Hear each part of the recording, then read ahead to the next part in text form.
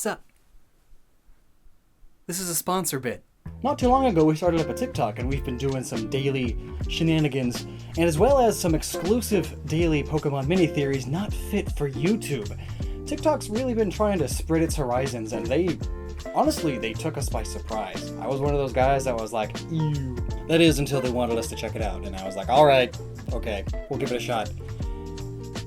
It's way cool. So if you want some more Evolve This, then check it out. Username is @Lockstin. There's a link in the description for you to click, and I hope to see you there. Doing lots of fun stuff.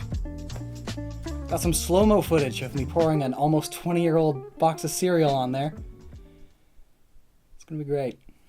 It's no secret that the lore and world of Pokemon are my favorite parts of the entire franchise, and anything that adds to it, or makes you question it, is amazing. And while for the most part, Pokemon Let's Go Pikachu and Pokemon Let's Go Eevee were just sort of yellow remakes but with a twist, they still managed to add something amazing, and that leads to a pretty awesome theory, if I do say so myself. It could also mean nothing, of course, but where's the fun in that possibility? Anywho, let's just get right into it and take a dive into this universe-changing theory. Pika pika ego. So, it all stems from one image. Throughout the buildings in Let's Go Pikachu, there are pictures of various landmarks from throughout the Pokemon world. Specifically, mostly from the Japanese regions. Kanto, Johto, Hoenn, and Sinnoh. It's neat. But in the museum in Pewter City, there are images and artifacts from all over.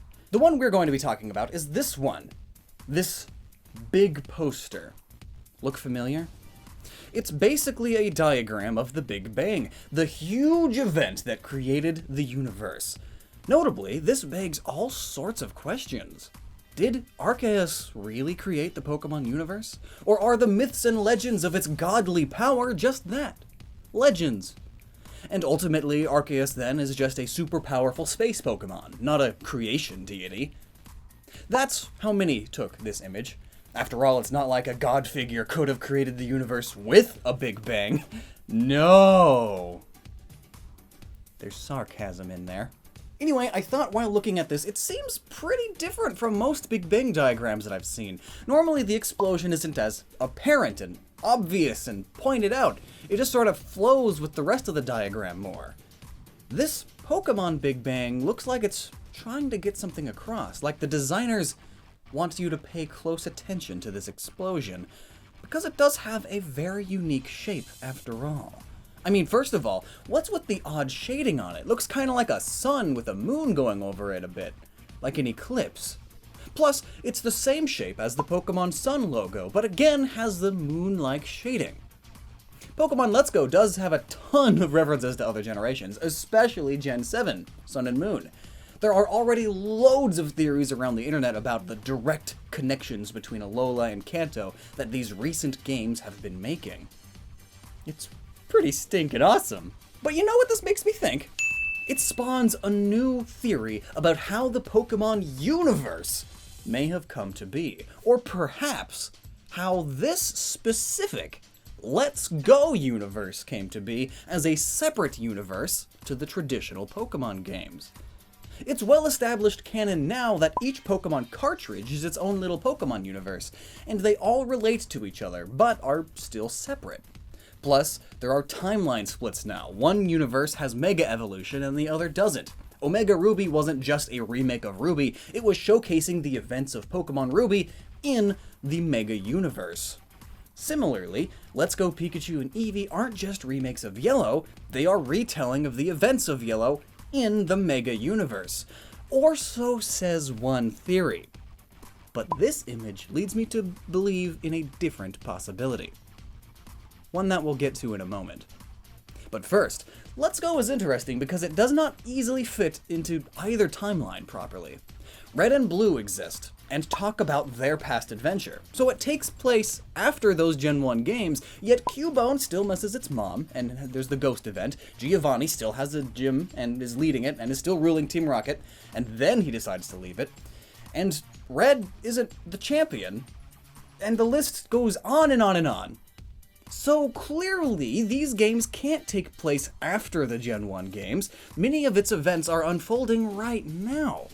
But then Blue and Professor Oak talk about their past adventures and... ugh!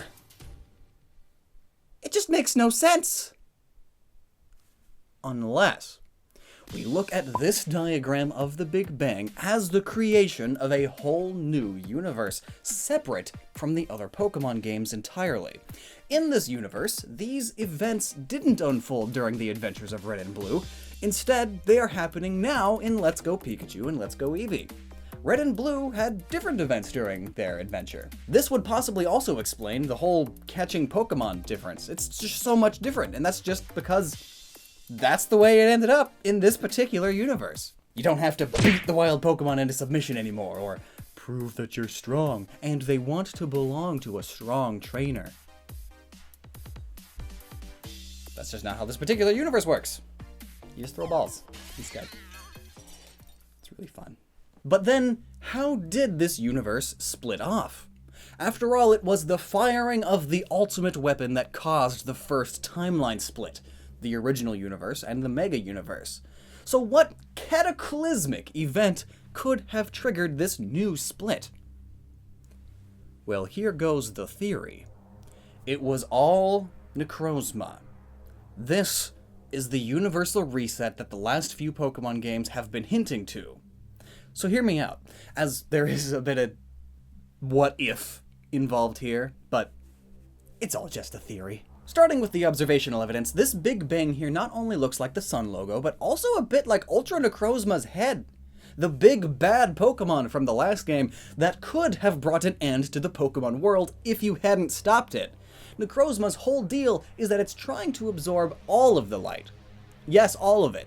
It's basically the personification of a black hole, or perhaps a black dwarf, which is a star that has lost all of its light and radiation. This works well with its name. Necro means death, and chroma means color. Color is light.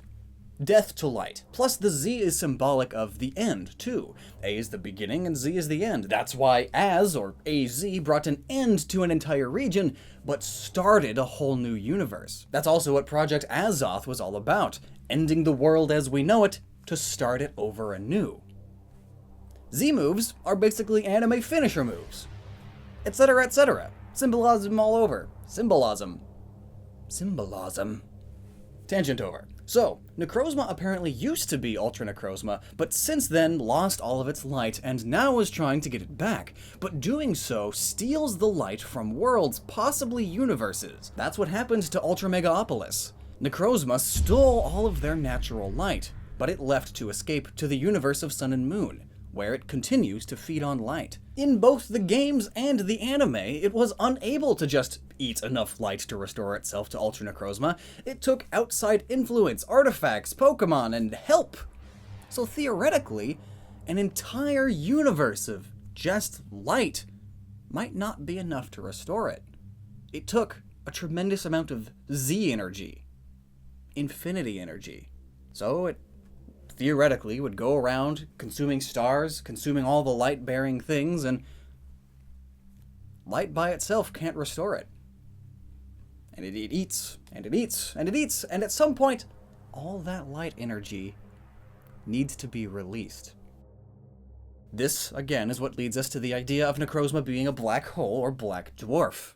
Near the end of the universe, black holes and black dwarves would be all that exist anymore. Stars that have burst and become black holes, or that have slowly radiated away and are now black dwarves. As the billions and billions of years go by, you may eventually have black holes pulling the black dwarves into them and then into each other, slowly forming bigger and bigger black holes. Similarly, Necrozma absorbs light and stars, becoming denser and denser. Eventually, all these black holes and black dwarves merge so much that it becomes too dense of a singularity, and suddenly there is too much matter in such a small amount of space that a second Big Bang happens. There are several theories about how our universe came to be and how it will end, and that's just one of them. If true though, there's no way of telling how many times it's happened already. We could be living in the first universe, or the millionth. There's no way of knowing.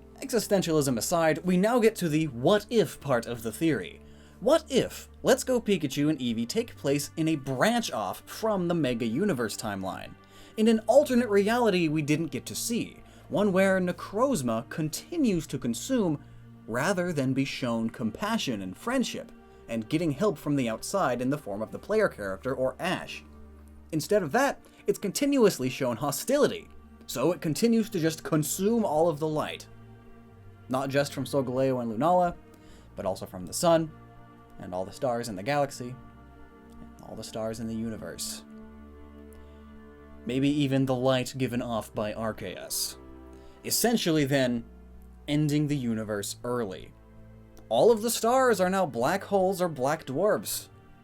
Many of them are inside of Necrozma, who, eventually, can no longer contain all of that energy, so it becomes an Ultra Necrozma, finally, for just a moment, before it explodes in a supermassive radiant burst, essentially causing a second Big Bang. Necrozma, then, essentially reset the Pokemon universe, which my old 4+ hour theory from years ago hinted at being a possibility. I may sound like a broken record at this point to my regular viewers, but again, that old theory was based on the alchemic and astrological inspirations of Pokemon as of late. After Sun and Moon, or Ultra Sun and Moon as we later found out, the Pokemon world will go through a reboot or a reset and will go back to Generation 1, but there will most likely be numerous changes. End quote. There's 4 hours worth of evidence summarized in a sentence, and that's literally what Pokemon Let's Go Eevee and Pokemon Let's Go Pikachu are. And this poster about the Big Bang featuring an Ultra Necrozma looking explosion, I think just solidifies that further. Even if this is just the Pokemon Sun logo, it still works. Big Bang happened after Pokemon Sun, reset the universe, and then the billions of years go by and once again we're during the time of Gen 1. We're back to Red and Blue's time. But the events are slightly different because it's just a completely different universe. And by golly, this is amazing if that's actually the case. Now, I get that this is all just theoretical, but this sounds pretty awesome. And that's about all I can really say, though. It's awesome to the toppest degree. Is toppest a word? This, like I said, would explain all of the inconsistencies with Let's Go's story. It's a whole new universe. It also explains why catching Pokemon is so suddenly different.